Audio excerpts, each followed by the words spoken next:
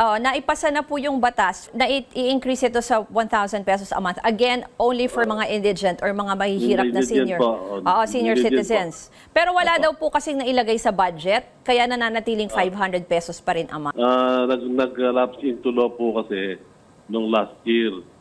So, nung po maging batas po, ay wala pang nailaan na budget. Dapat po yan, nauna kasi yung batas sa budget. So, this year po,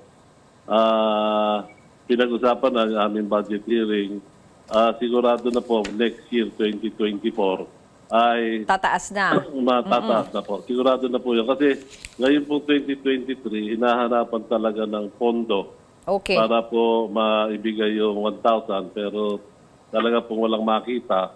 Pero pinapangako po natin sa lahat ng senior citizens na nakakatanggap ng 500. Next year po,